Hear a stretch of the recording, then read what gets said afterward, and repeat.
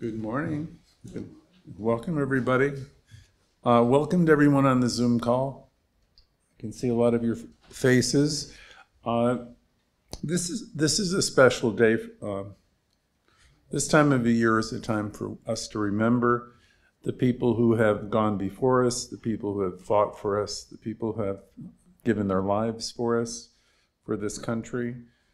America is a beautiful idea.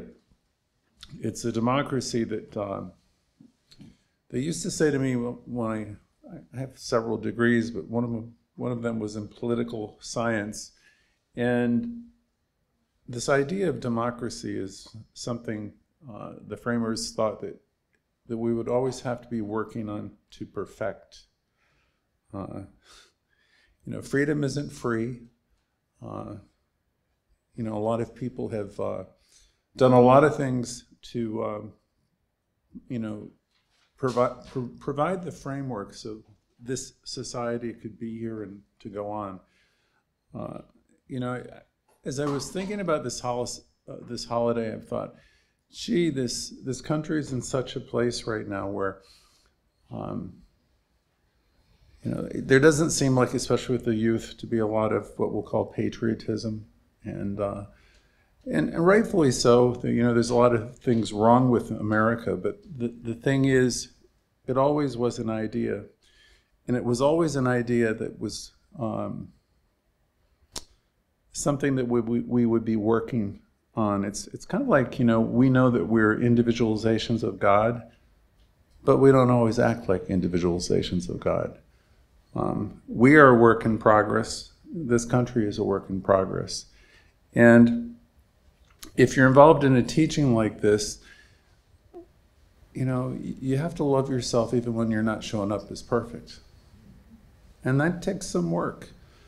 And so today's the day, because I've spent a lot of hours this week listening to stories of heroes from World War I, World War II,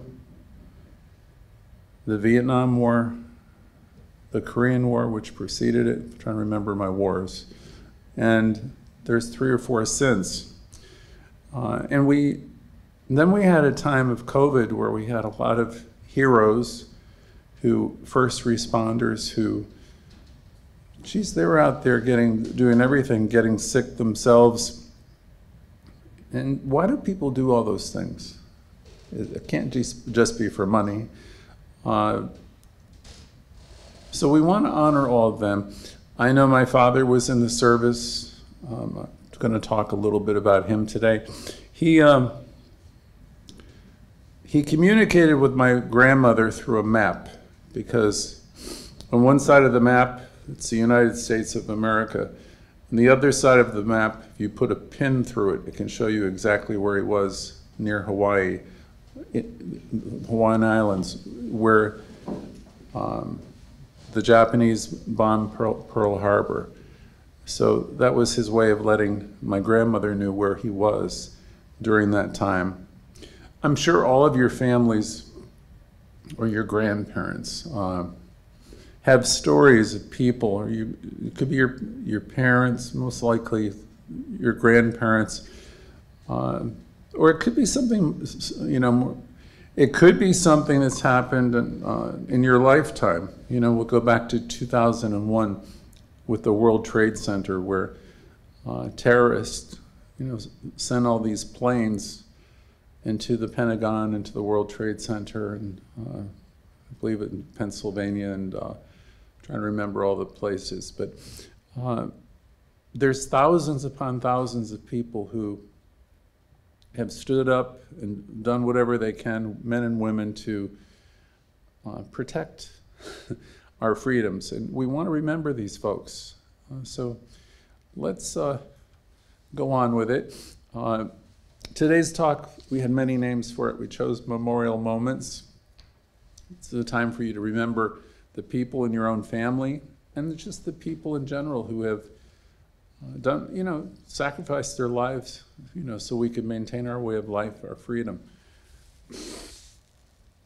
Now, this was a section that Jimmy was supposed to do, but I guess I'm going to do it for him. we have a song selected for you for this day by the Kingston Trio. It's a powerful folk song that reflects on the cycle of life, the futility of war, and the importance of remembrance of those that have gone and done service. We have quite a few people coming in today. Welcome, welcome. Nice to see everybody. So this song that they're queuing up right now is one I selected, and you might remember. Who's here old enough to remember Peter, Paul, and Mary? We got one. We have two. Lady V don't remember. Huh? Two. Okay. It was the 60s, right? Yeah. Well, that Peter, Paul, and Mary were the ones I remember, but that isn't the one I chose to play today because the Kingston Trio had the lyrics with it. So our technicians apparently didn't get this information in time.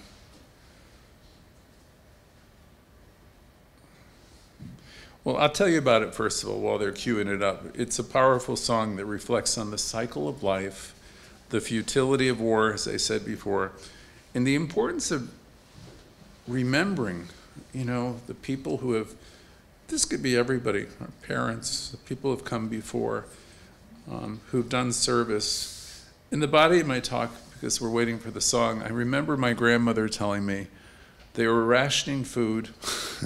They were rationing everything from women's stockings. They were rationing all kinds of things at the time. And she never had a job before. This is going back a lot of years, World War II probably. But what she was doing was she was going down to some place where they're making armories to the armory, and they're making things for the war effort. So women were very involved either in the war or at home doing all kinds of things so they could support the troops. Okay, gentlemen? Sorry. Okay, go ahead. Remember that one? Yeah. It had a haunting refrain, when will they ever learn? And I thought, that's a good question for all of us. When will they ever learn? When will we ever learn? We have a teaching that really, lets us know that, the sky's the limit. We can produce the kind of life that is unimaginable. We have the power, each and every one of us. Ernest Holmes says there's power in the universe. And he said it's greater than you, but he said you're also definitely a part of it, and you can use it. So we have such great information in this teaching. You can create your world with the consciousness that you have. The big thing is most people don't really believe that they have that consciousness, nor do they believe they have that ability. Yet we do. And a few from every age will come into teaching, and you'll learn. You command and you demand. You can wield your power, and you can create peace in the midst of chaos. You can create peace in hellish circumstances and situations. No matter how your life is, no matter if you're in a bad marriage or you're in bad circumstances, the point of power is always in the present moment. And you can definitely, you can change your life, you can heal your life. Louise was a student in this church, this center, and she wrote that book, You Can Heal Your Life, and you definitely can. So we gather at this New Thought Center. We teach the science of mind. We teach you how to love yourself. We do this every Sunday and Thursday and Wednesday, and what we're always talking about is consciousness and how it demonstrates in our world. When will we ever learn was the refrain from that song. We can come to classes every Thursday, Sunday, and now Wednesday. We can teach about the law of life, the power that we possess. And the thing is, we want to plug in to that kind of thinking as often as we can throughout our days, because if you catch yourself and you're thinking and your thoughts, you have the ability to redirect them. So, you know, we begin wherever we are. Louise would have said it's like cleaning a house. You just notice where you are. Thursdays I ask, what's it been like being you this week? Just because I'm always trying to get people to reflect on what they are creating, rather than telling me about what's happening. What's happening I'm not as interested in. What you're creating I'm far more interested. Because if you're talking about what you're creating, then you're taking hold of your power and you realize that you are yourself wielding your powers, you know. You're not coming from a place of like, the world has done this to me and ain't it awful and poor me. You actually are stepping into your power and realize I'm allowing this. I intend this to happen. I allow. It's never about what they have done, you know. So when will we ever learn? Okay. When will we learn to use our power? What will we do to stay aware and awake? You know, that's always the thing. Louise, you might recall, said, remembering who we are. Remembering and forgetting. It's the game that we play. So I don't know about the rest of you, but I want to remember, and I want to remember more often. So that's a practice. And there's all kinds of ways to do it. Many of you work with affirmations. Some of you work with affirmative prayers. Some of you have your wristwatch, your smartphone set up to every 15 minutes remind you to remember how great you are. You know, so whatever method, whatever device that you use to remember how great thou art is wonderful. And because the other thing is, when you're coming into a place of self-realization, you're also then going to say, look, if you realize that I am one with the one, I am one with God, then you're going to realize, oh my goodness, everybody else is too. So you wake up to the idea of oneness, the idea that there is a power and there's a presence that's in me, operating through me, and it's here and it's now and it's in you, again, operating through you. And we teach you here every week, to the extent that you'll be taught. We present ideas, at least, of how to use this power, how to heal your life, how to heal every area of your life. Today, again, is a special day where we take a moment to acknowledge and honor the individuals who have served and sacrificed their lives for this country, and if you're listening overseas, I will say for your country. This includes both men and women whose unwavering commitment deserves our deepest gratitude and respect. Now, I know, you know, because I was a kid once, I protested war all over God's creation, right? So it isn't about whether I love war or anybody loves war, but it's the idea that there's people who are conscripted, and if you don't know what that word means, it means drafted, you know, into these wars. They didn't have a choice. You know, they went and they did their best. So we want to give thanks for the people who have served us in this way with a lot of gratitude, especially today. And if any of you have family members, and many of you do, uncles and grandparents and grandmothers, and it's certainly women are included in all aspects of this as well. We want to thank them all. And as we embark on this journey of remembrance, let us reflect on the words of Ernest Holmes, who beautifully captured the essence of gratitude and service. When we think of those who have served their country, we are reminded of the unwavering sense of duty that drove them to action.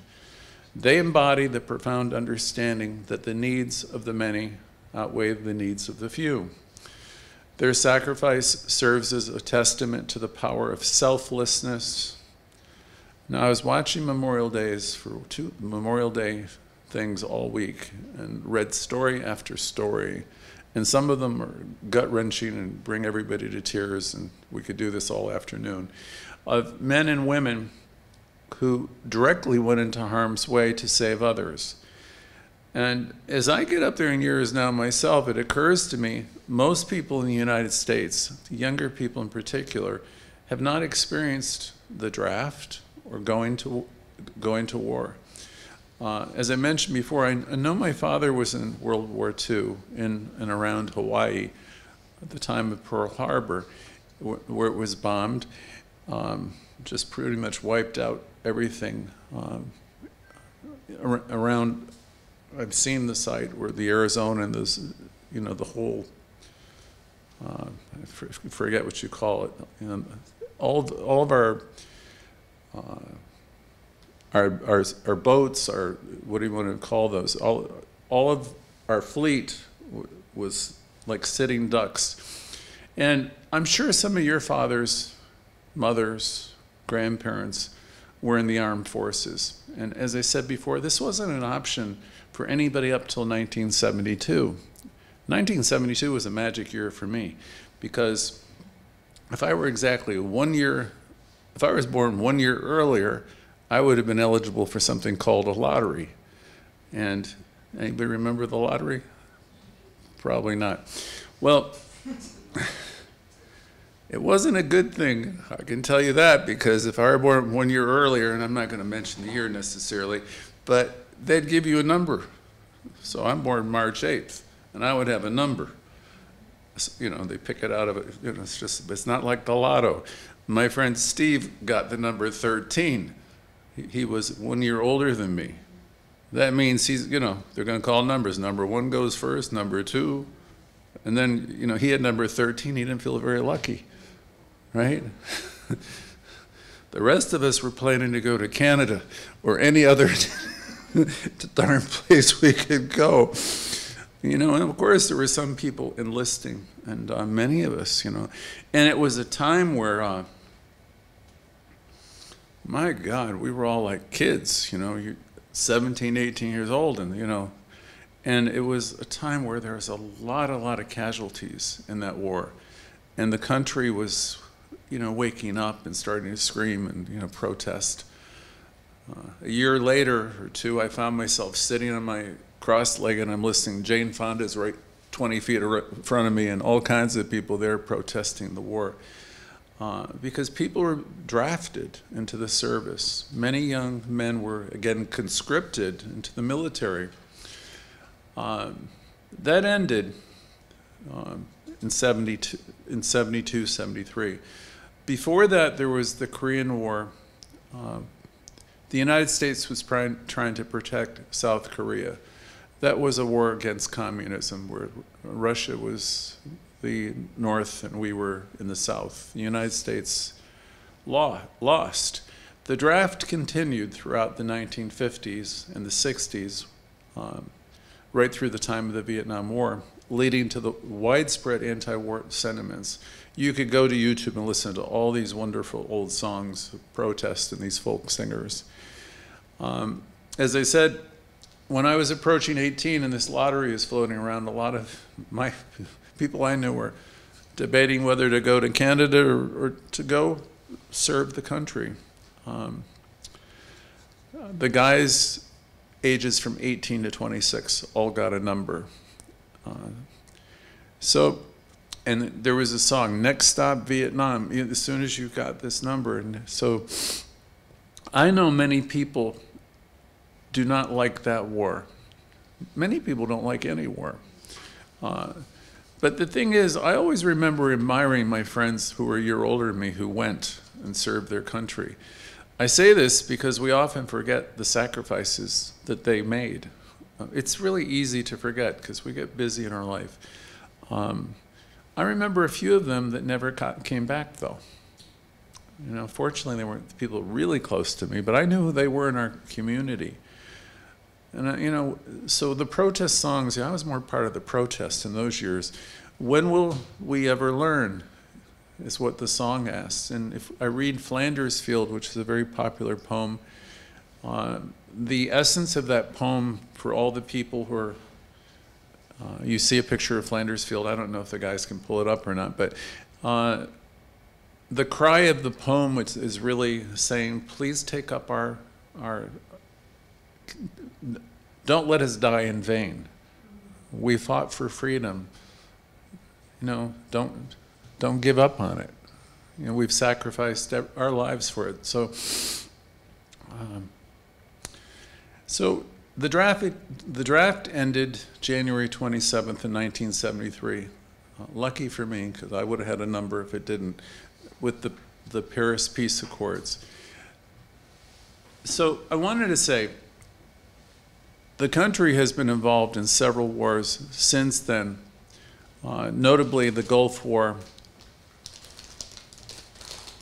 which was 1990, 1991. You might remember it as Operation Desert Storm, which involved Kuwait. I won't tell you the whole stories of these, but the war in Afghanistan, which has been going on from 2001 through 2022, or recently, you know, the debacle of removing the last forces from Afghanistan, but that happened right through about a year ago. And the Iraqi war, I think it was 2003 through 2011, the military was relying primarily on voluntary recruitment and reserve forces for these, because there was no tolerance for the draft. So again, this week I read, I don't know, stories and stories going right back to World War I, and most of them were kind of like, would bring you to tears. And it was about bravery of men and women, especially in the later conflicts. And they were just trying to do what they could. Most of the time they were young kids, you know, and they're just enlisting. Many were enlisting because they're trying to step out of the lives they're living and, you know, create a career, get educational benefits. One of the reasons the poem Flanders Field lives on, because again, it asks us to continue to cherish freedom as an idea. That's really the thing about this country, you know, freedom of expression. I think there's people trying to stop us from being able to freely express, but that's really one of the greatest things about this country. I don't have to agree with you, but I will always fight for your right to express yourself. And, you know, so in Flanders Field, they wanted you to take up the torch for freedom. And see, that's similar to what Science of Mind talks about. You know, we're living and hopefully we are evolving in freedom. You know, most of us were born as babies and we're free as can be. You know, and then we get socialized and we learn the rules and all that light that was what we were. I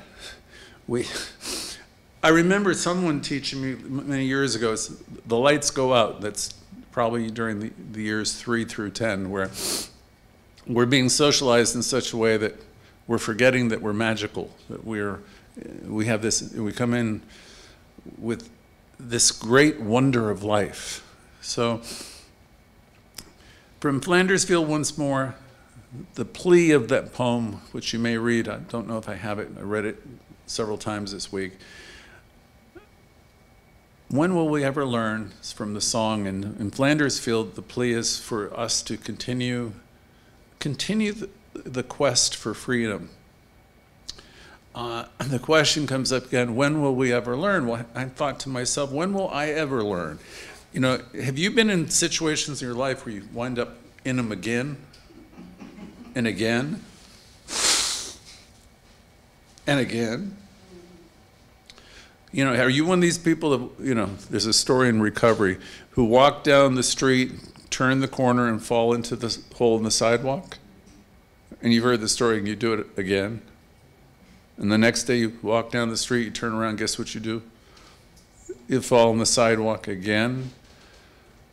And after 4 or 5 tries, you just get around that corner and you say, nah, I'm going to go the other way. You know, when will we ever learn? You know, I guess we will learn when we've just had enough. You know, have you ever been in a relationship that really is terrible? Nobody will admit to it. I've been in one or two. When will I ever learn? When you're sick and tired of being sick and tired. When you've had enough. You know, we didn't learn by inspiration. We learned sometimes by desperation. We didn't learn because we saw the light. We oftentimes learn because we felt the heat. You know? When will humankind learn is a bigger question, and I know you can't answer that. But one thing about humankind is, collectively, we're all learning.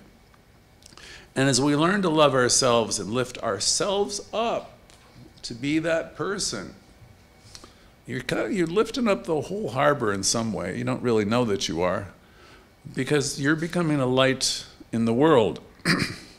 Marianne Williamson will say you were giving permission to others to do the same thing. You know, but playing small is not the answer. It never was, even from biblical times. Don't hide your light where? Under a bushel. Yeah, you're here to shine. So we're learning, society is learning, humankind is learning, all of us are collectively learning, and we're going forward, and it seems like it's not fast enough. I know that. I remember protesting those wars. I'm sitting up there with, I could touch Jane Fonda at the time. You know, it just, you know, a lot of protesting. And, you know, and yeah, the world has made progress, but, you know, sometimes a few steps forward, a few steps backwards. All of us collectively are going forward. And, you know, I've come to the conclusion in my advanced age, you know, like Barker, you know, we'll probably have peace on earth, but Barker said, I don't know if it's going to happen in my lifetime. But, you know, the healing is done in the mind of God. And we can have peace in our time personally. Even when the world around us is doing what it's doing, you can have peace in your lifetime. See, I go back to Ralph Waldo Emerson, and he spoke about spirit always wooing us, and we have this power within us that's informing us if we will listen. And we have inner guidance that will inform us if we will pay attention. Now, if we get crazy busy and we won't listen to the inner guidance, and you're out there in the world of reaction, I mean, you'll be squabbling with people from morning till dusk. You know, it's my tribe, my Irish people, you know, they had an old saying, you've heard me say it before, is this a private fight or can anybody get in? So you can live that way. I don't want to be like the Irish. I'm not disavowing them. They're all people. That's where I came from. But that's not very intelligent. I had a great teacher for religious science, Bill Tolliver, who used to say, don't die dumb. And I thought, how can you say that and put that on a marquee? You know, like, why keep doing the same things over and over again? So the world is moving forward by means of everybody. Humankind is amazing. It's technologically got past itself. But as people, we have to learn to get with it. We have to learn personally to forgive. We have to learn personally not to have resentments. We have to learn personally not to talk about other people. We have to personally realize that every darn person is doing the best they can. And if you find yourself judging anybody, that means you got a finger pointing at them. And that means you got 3 fingers pointing at you, because you couldn't be spotting the problems in everybody else if they weren't in you first. See, I got into recovery in 1980, that's 43 years ago, another month or so. And I was a smart kid, smart young person. And I could spot every damn problem, every person in those rooms. Now, what's the problem with that? If you spot it, you got it. So I took my cue from Reverend Bill, different Reverend Bill, from a unity group. You've heard my old story before. He said, I was studying to be a psychologist. I was fascinated. I went for a master's degree in abnormal psychology. He said, I was really good at figuring out what was wrong with people. I could classify all their illnesses. And he said, like Paul on the road to Damascus, one day I was hit by a blinding light, and I just realized, my God, I've spent the past how many years just studying what's wrong with people. And he said, I just stopped. And I realized I don't want to devote my life criticizing people and seeing what's wrong with them. I want to do it the other way. I want to see the good. I want to see what's the wholeness in everybody. And see, that's really the story of a religious scientist. We're here to see the good. If people come up to me all the time, this is the nature of the job, they talk to me about everything, you know, about everything is wrong with everybody. And I listen. And I listen. And like any good religious scientist, after you listen a while, you try to go into affirmative prayer. You know, you can't feed that stuff. You remember the stories of the two wolves. You know, which one are you going to feed? You know, the positivity, you're going to see the good in the God, or you're going to keep entertaining that stuff. So we're learning. When will we ever learn? The human race is moving forward, you know, not probably at the pace that any of us want, but it is. All of us are learning collectively. We go forward. Again, it seems like it takes too long, but the healing is always done in the mind of God. Humankind advances. It's advanced in such an incredible way. We're doing incredible things, and we're going to continue to do incredible things throughout the next century. We will figure out the problems of the day. There will be a lot of changes, but the thing is, life is always about change anyway. What we do in our day-to-day living is we do our work, what we say in mind, we do our work in consciousness. In this teaching, we need to keep reminding ourselves of the truth, that there's one presence. When will we ever remember that there's one presence and there's nothing else? See, if you start talking to me about a bunch of stuff, if I were going to be really, I don't want to be in your face, but I would say there's one presence. So what are we talking about right now? Are you talking about that Son of God who you want to demonize right now? Because everybody is what? They're all one with the one. So are you. Louise would say everyone's doing the best they can with what they know, the information, understanding, awareness they have. There is this divine energy that's in us, operating through us, and it's in everyone else. So that's the thing to start with. If you just start doing the other stuff, you know, you're lost, you don't know you're lost in space because you're spinning about people, places, and things. We teach you that freedom is your birthright, and you're here as a spiritual being. You're here to evolve and grow, and you're untying yourself from anything that holds you back. All the stuff that, I'm remembering that India Ari song, all the history, all the stuff. We are light. To live the way we do, we don't think of it as such probably, is a privilege. And it's a privilege that many people never throughout history ever could imagine. And the privilege, in the case of this country, is hard won. To live the way you're living here in this teaching is also a privilege because you're able to step out of all the nonsense that was programmed into you in your earlier years. You're not rejecting your parents or your history, but you're moving forward as you ought to. Every generation goes forward. I remember well Khalil Gibran's book, The Prophet, and in particular the passage where it says, your children are not your children. Your children are life's longing for itself. Don't try to make your children like you. They're the arrows that go forward into a place you will never be.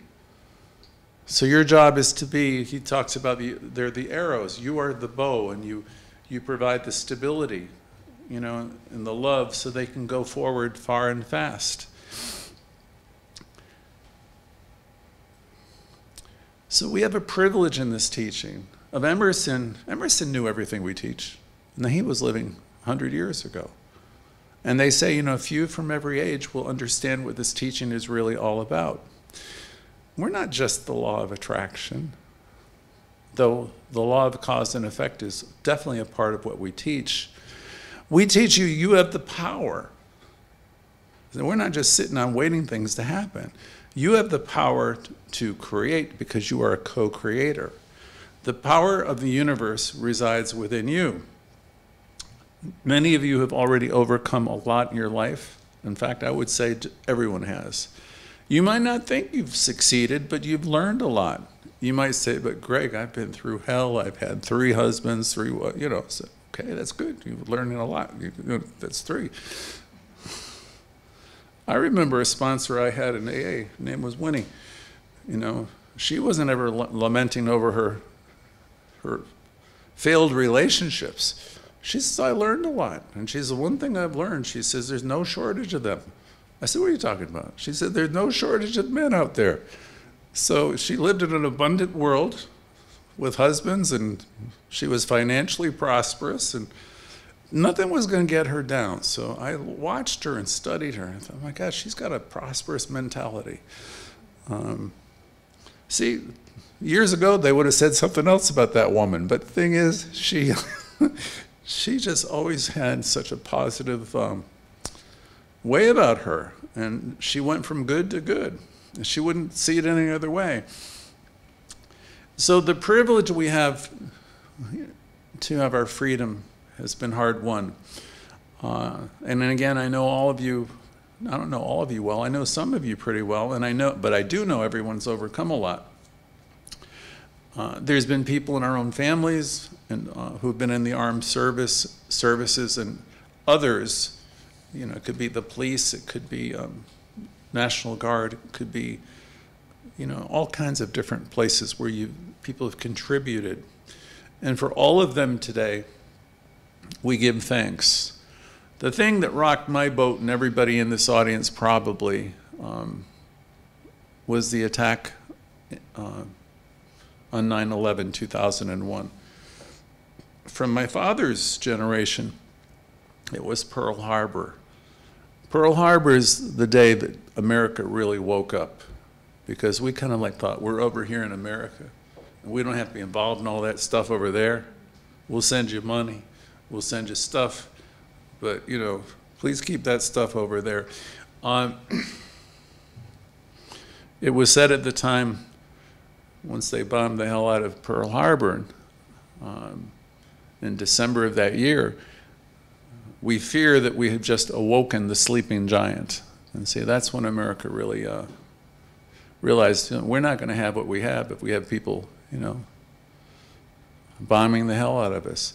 So for me, it was 2001 when I was studying my real estate course, and I was going to go shake up the world and all this stuff. And I thought, I'm seeing these jets fly into these towers, into the Pentagon, and the field in Pennsylvania, and you know, that got my attention. I got a lot of people's attention. So we want to remember today the countless individuals with their dedication. In this case, we're talking a lot of, you know, the 300 plus firemen and all the, you know, thousands of people who lost their life that day. When you're in this teaching, you realize all the moments that you have in your life are sacred. And every encounter that you have is, in fact, a holy encounter. Don't let your days go by without being aware, if you can. Every encounter is a holy encounter. You remember that song? Slow down, you're moving too fast. You want to make the morning last? Slow down enough to know that there is God, that there is intelligence, that there is goodness here. If you're going to speed through all your days and you don't have any awareness of the days you've lived, then you're missing out on the beauty which is everywhere present, the kingdom which is at hand. I told people in previous lessons, take a different road home. Why? Because you're going to shake up your routine so you can see different things. Do what you can to make yourself awake and aware. I think it's safe to say most people listening to today's broadcast are grateful and appreciate everyone who's come before us. We honor their sacrifices to preserve the values that have shaped our society. That doesn't mean we have to love war. I don't think anybody does. Ernest Holmes said, a life of service is a life very well lived. Service doesn't have to be, you know, in wars. Service is service, you know. Every time you smile at a person, every time you give a hand out, every time you build a bridge. I'm fond of that song from the Judds, Love Can Build a Bridge. You know, you like that song too if you remember it. And the question is, don't you think it's time? So in your own life, if you're caught up in resentments and anger and all that, play that Judd song. Other people have sung it, have listened to it too. Love can build a bridge. Don't you think it's time? That's our teaching. Seeing the good, extending the love, realizing you're co-creating the whole thing. Now, I had about 6, 7, 8, 9 stories, and I wanted to focus on the more recent ones because I could go back to World War I, and they're, you know, they're gut-wrenching and they're inspiring. But today I want to share just a couple. Most of us remember, again, the tragedy, 9/11. That was a day like Pearl Harbor where America really woke up, 2001. And like December 7th in 1941, that would be my father's, I'll call my father's war. Most of us remember September 11th of 2001 because that was only, what, 20 so years ago. And that's a time where everything changed. And there's other days that are like that, but not quite like that. The ones in my lifetime, I remember very well the day John Kennedy was assassinated in '63. My generation will always remember that. You'll know where you were, exactly what was happening. Martin Luther King was assassinated in 1968 in April, and you remember that too. But Pearl Harbor and September 11th stand out. It just got the world's attention. All of these days get our attention in a very big way. They're days that we remember. We remember on those days what we possess, what we have, and our whole world gets shook up. So as we think of 9/11, I want to share this story. I had to pick out 2 people. There were hundreds. I want to pick out the story of Myra Smith. And there she is. This was a 38-year-old woman, a mother of 1, young she was a part of the New York City Police Department, and a young mother who displayed selflessness that day. She was witnessing the planes, or the jets clash, the first jet going into the North Tower, and she immediately went downtown and rushed to the scene. And while everybody was doing their best to get out of that building, fleeing to safety, Moira ran toward the danger. She assisted countless injured individuals, and she was leading them out of the building to safety. Despite the threat, she continued to enter the towers, back and forth, assisting people out of the building. You know, trying to help people survive. Very tragically, Myra lost her life when the South Tower collapsed. She's one of the many. I had to choose a couple. Her unwavering bravery and dedication was there to save others. And this personifies the true essence of heroism. She wasn't thinking about herself. She wasn't thinking about her child. She wasn't thinking about anything of just saving one more person. I next want to talk about, many of you know, the significance of the number 343. Anybody here know? So, Fire department? yeah. Celia knows. I think somebody said. Who said it? Fire department, right? 343 is a well-known number in the fire department. It represents the number of the New York Fire Department members that perished that day. And their survivors and their families still meet, these 343 families. To them and all their children, we say thank you. And there's a photo here. I believe the guys are going to pull up. Okay, this is what will you call that? A bronze plaque of the 343. There's a gentleman I wanted to mention, one more, whose name was Ron Bucca, and there is his picture. I want to tell you a little bit about him. I have a story, I have a letter from Ron's children. Ron passed away that day also. And the kids wrote, "Our dad, Ron," on the screen, was one of the firemen who responded to the World Trade Center on September 11th, 2001. They said, "Our dad is a fire marshal, which means he investigates fires, but he was also a great fireman. Before that, and that day, he was both. He was heading towards the 74th floor of the second tower when he was separated from his supervisor, who went on to help a woman out of the building. Our dad was in the second tower when it collapsed. He was the only fire marshal missing until October 23rd. They recovered his body close to one of the stairwells. And the kids wrote, "There is no doubt in our minds that our dad helped a number of people escape the building. There's also no doubt in our minds how our dad knew exactly what he was getting into when he entered the building that day. For those of you who don't know, my dad was in the Army, and previously to that, he was a Special Forces Green Beret. Between his training in the Army and the fire department, he knew what he was going into that day. And he still went in. My dad is a hero, but of course we knew that a long time ago. It just took a terrorist attack for it to be made publicly known. He was a fireman, a soldier, a nurse, but most of all, he was my best friend and an incredible dad. We love him tremendously, and our hearts are broken at the thought that he is not here with us. But of course, that's not really entirely true." I'm going to close with one more story. I don't have a photograph of him. I want you to know about Wells Crowther. And there's a picture there. You can see his name with the flowers.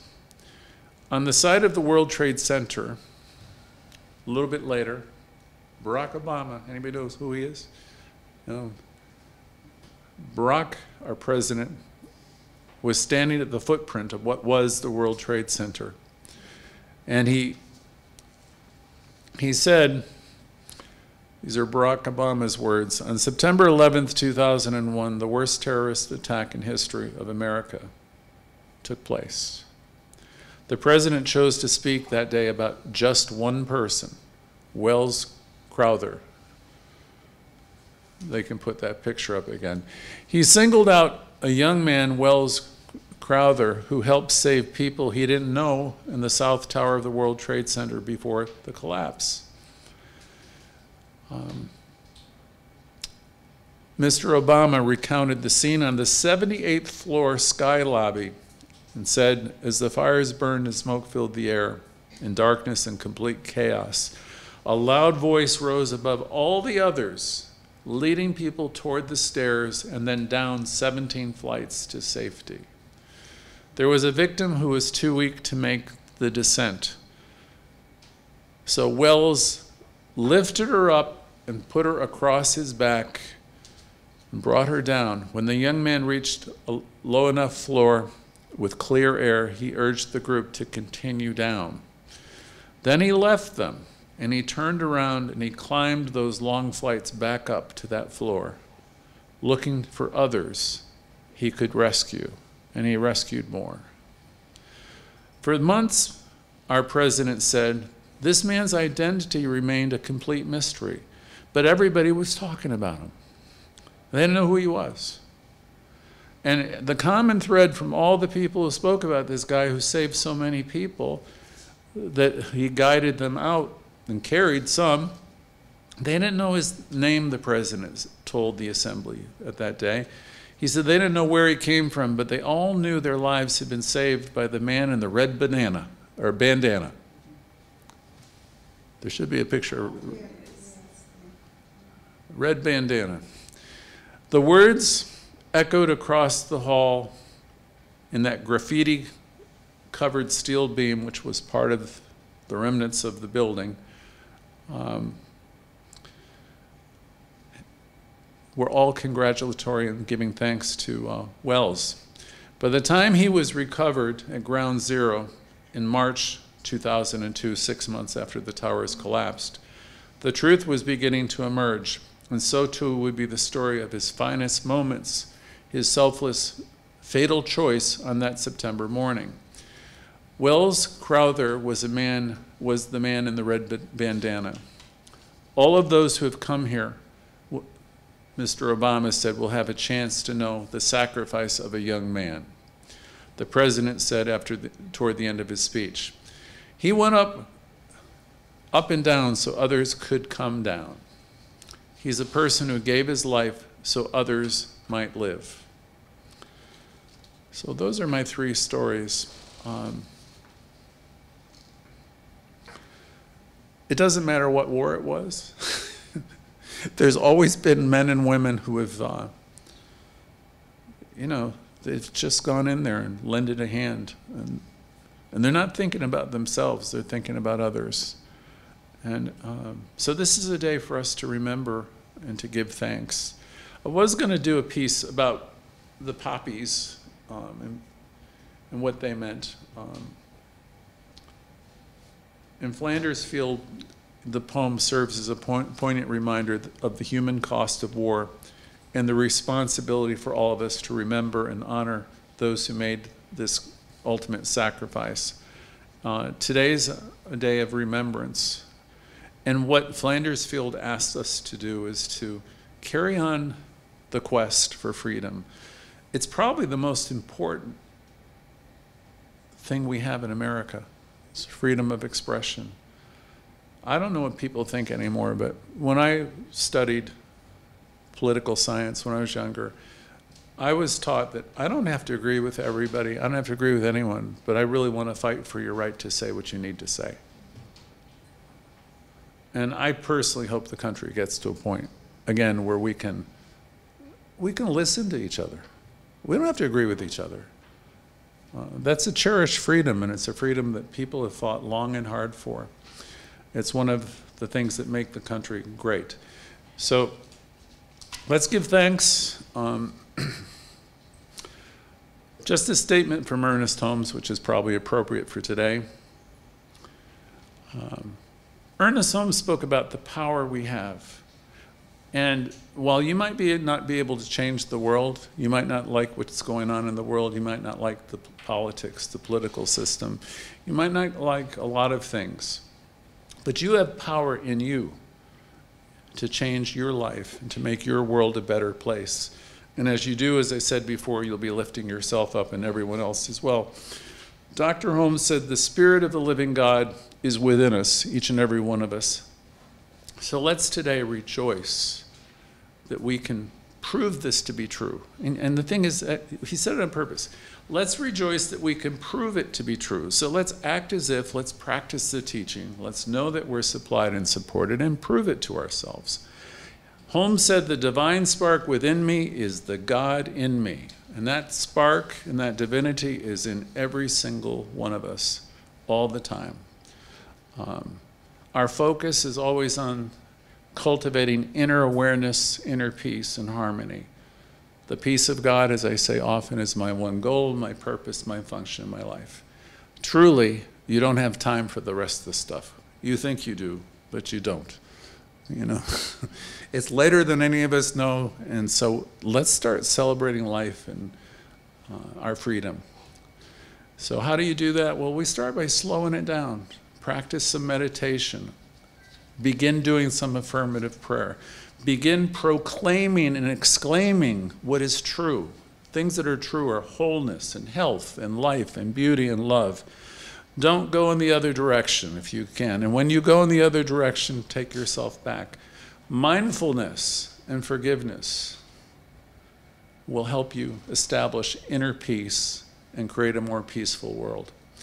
So ends today's lesson. I'm looking forward to hearing what any of you have to say about this holiday. And so it is. Thank you. Hey.